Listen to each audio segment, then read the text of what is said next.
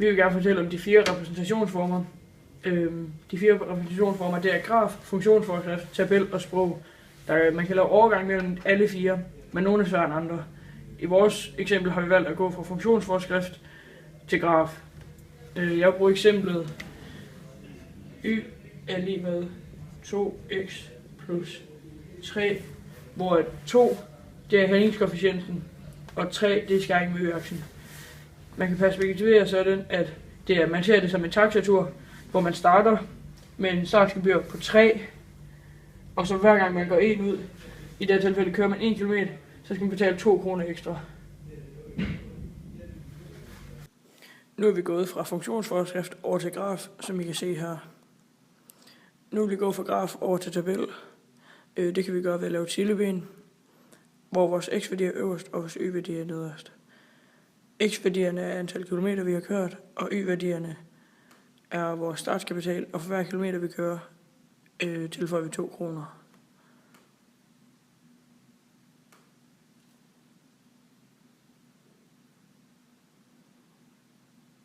Nu har vi så taget punkterne fra grafen og sat dem ind i en tabel. Så har vi sprog. Vores overgang til sprog er, at vi har perspektiveret det hele til en taxatur. Nu vil jeg fortælle om vækstegenskaben for lineære funktioner. Den er konstant vækst. Her har vi x-værdien, som er delta x. Og ud fra delta x ved vi, at y-værdien er a gange delta x.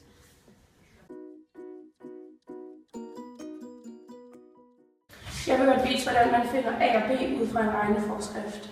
A, den kan vi finde ud fra at sige y2 minus y1 divideret med x2 minus x1. Og b, den kan man finde på 2 måder. Den ene, den hedder y1 minus a gange x1. Og den anden, den hedder y2 minus a gange x2. Ud fra b her, så kan vi skrive det samme ved at sige y1, det er lige med a gange x1 plus b. Og vi kan sige y2, som vi har her, lige med a gange x2 plus b. På den måde, så kan vi sætte dem sammen, de her to. Så derfor så skriver vi y2 minus y1 lige med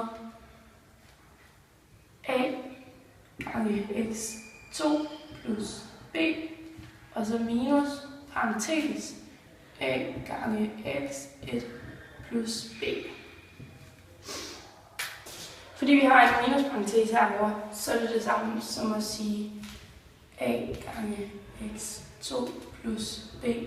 Og så fordi det er minusparentes, så skal vi bare lave fortegnene om. Så vi siger minus a x1 minus b.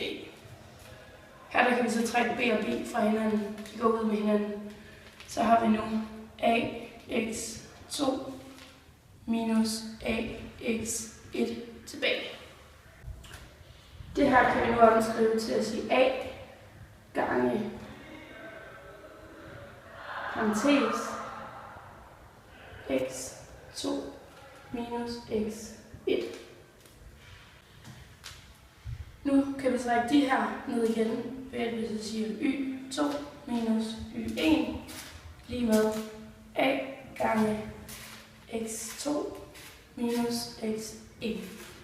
Og nu når der så står gange her, hvis vi så skal have skrevet det om, så kan vi sige a lige med, og så fordi det er gange, så skal det selvfølgelig divideres på den anden side, så det bliver y2 minus y1, og så divideret med x2 minus x1. Og det her, det er så det samme, som vi har her nu.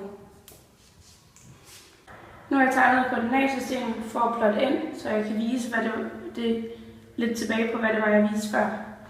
Hvis vi siger, at vi har x1, y1, og så har vi x2, y2.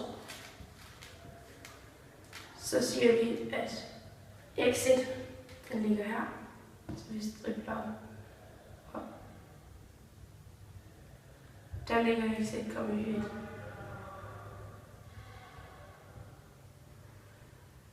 Og så har vi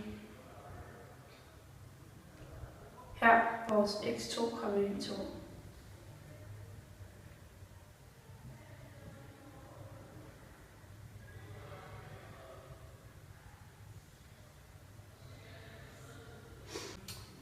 I koordinatsystemet, der har vi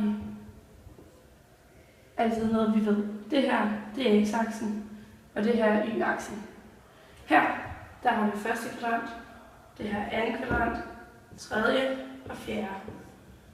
Hernede, der har vi minus i den her og i den her, ved at det her, det er minus på x-aksen, og det her, det er minus på y-aksen.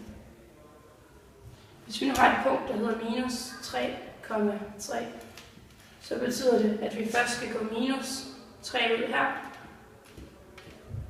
og så skal vi gå 3 op, fordi det er plus. Så det vil ligge her omkring.